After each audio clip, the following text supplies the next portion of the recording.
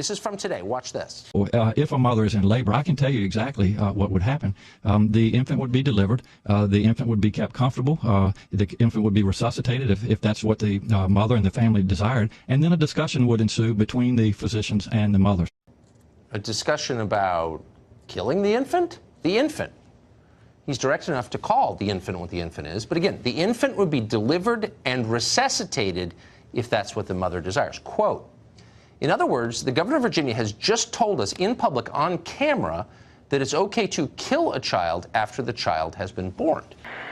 Like chemtrails and fluoride and pesticide and atrazine and vaccinations and disinformations and Darwin's theory and the flat earth and the round earth and the pear-shaped earth, and no one knows what way the earth is, right? Because you haven't been to space. You can't believe NASA, because they were formed by the Nazis. And the Nazis, well, they'd say anything to get power. That's why they bring your children to school young. Trying to get your children into school when they're in fucking nappies, so they can control your children's mind. See, that's the crap with these wicked leftists. Don't listen. They just rant away, come up with some cock and bullshit story, and let's go murder the fucking children in the womb. That kind of a thing. So in the very rare case where a leftist uses evidence, logic, and empiricism, how do I combat like statistics they propose? Who is it and when has it happened ever? Good evening and welcome to Tucker Carlson Tonight. It's pretty clear that both of the country's political parties have changed radically over the past few years. And by the way, quite a few of them, Democrats, were pro-life too. Senator Harry Reid among them. And that's not surprising if you think about it.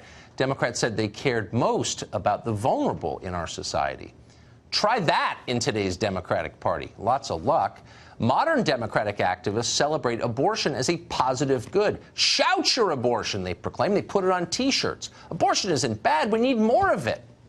Well, earlier this month, Governor Andrew Cuomo signed a bill making that possible. It's called the Reproductive Health Act, and the law legalizes abortion right to the moment of birth for virtually any reason. Now, to most people, aborting a child moments before delivery might seem uncomfortably like killing. A lot of pro-choice people feel that way. It's a concern. Well, Cuomo's law addresses that concern. The law declares that children who have not yet been born are not, in fact, human. So don't worry about it. Cuomo illuminated the new World Trade Center in Lower Manhattan with pink lights to celebrate the bill signing. He described it as a profound moral victory. Now, the national press didn't spend a lot of time covering this. No matter how much you might like Roe v. Wade, maybe you love it. There's still something pretty ghoulish about celebrating third-term abortion. Maybe that's why only a tiny percentage of American voters support it, around 13%. Small percentage. Nobody really wants to hear the details about any of this, so nobody asks. And that's why the video we're about to show you, which is not gory, don't worry, but it is remarkable. In it, a Virginia Democratic lawmaker called Kathy Tran explains in detail a bill she's introduced that will remove all restriction on late-term abortion. She was asked, well, what would that mean exactly? And Tran tells the truth. Watch this. Where it's obvious that a woman is about to give birth. She has physical signs that she is about to give a birth. Would that still be a point at which she could request an abortion if she was so certified? She's dilating. Mr. Chairman, that would be a decision that the doctor, the physician, and the woman would make. I understand that. I'm asking if your bill allows that. My bill would allow that, yes. So the way the suggestion that we've made in the bill is to say it's in the third trimester and at the, with the certification of the physician. She just says that. How late in the third trimester could a physician Skeletor. perform an abortion if he indicated it would impair the mental health of the woman? Good question. Or physical health. Okay. Okay. I'm talking about the mental health. She's trying really So, hard to I not mean, say 9 through the months. third Right. trimester. The third trimester goes all the way up to 40 weeks. Okay. But to the end of the third trimester. Yep, I don't think we have a limit in the bill. That means a baby, by the way. We're not talking about a clump of cells. We're not talking about a zygote. She's saying mental. She tries to, this is what happens, right? She tries to redirect it, well, or physical health. He goes, okay, but there's also mental health. We agree on physical health. If a mom is going to die at that point, if both beings are going to die, obviously you take the lesser of two evils in that scenario. I understand it as a reasonable argument. I don't want to get into that right now. But the broader exception is mental health. So she goes, physical health. What about mental health? Physical health. What about mental health? So it'd be like going in for a mortgage. All right, it's going to be a 3% rate. 2%. No, hold on a second. That's not how this works. You don't just get to say a word. And she refuses to say a baby. It's up until it comes out of the birth canal. It's like any reason, by the way. It can mean anything, mental health. It's like a medical marijuana card, only with killing a baby. I have back pain. I don't like the baby. I think he's going to be a approved. And that's what people think. Like, oh my gosh, it's going to be this refined process. No, there are doctors out there that want to be advocates for this and activists essentially, and they're going to do it for whatever reason, right? We're going to see economic health pretty soon here, right? That's the third thing that we're going to see. I can't afford this. It's about 2 weeks until the baby's due.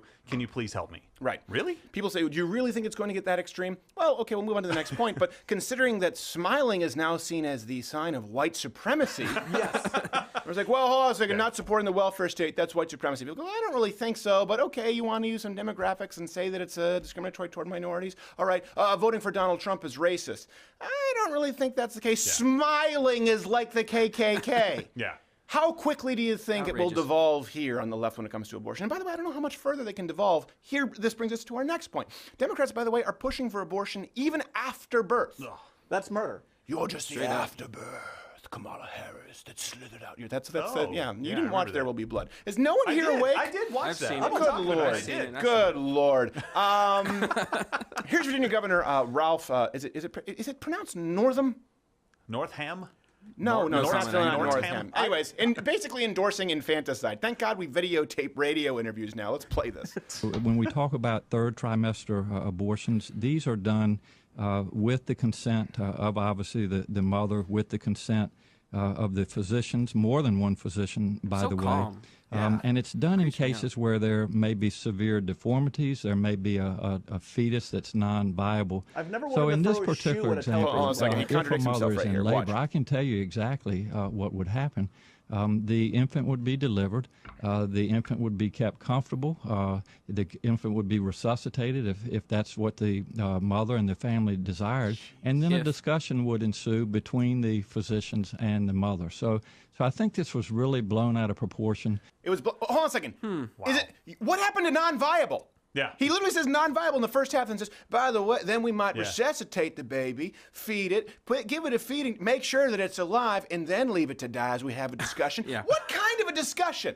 It's like, okay, listen, you have a baby right now who's been swaddled in blankets. It's in the next room. We'd like to see what kind of options you'd like to discuss, including our tiny casket special for only $5.99. Is that on the table? So, abortion at the point of dilation. If you're confused about what that means, ask anyone who has given birth. And then think about it for a second. There's a lot going on, obviously, but just think about that for 1 second. You may be pro-choice. Are you okay with that? Virginia's governor is okay with that. He's thought about it. Ralph Northam is his name. He's been in office a little over a year. He's often described, in fact, always described, as moderate. And that's pretty amazing given his reaction to Kathy Tran's late-term abortion bill. This is from today. Watch this. It's done in cases where there may be severe deformities, there may be a fetus that's non-viable. So in this particular example, if a mother is in labor, I can tell you exactly what would happen. The infant would be delivered. The infant would be kept comfortable. The infant would be resuscitated if that's what the mother and the family desired.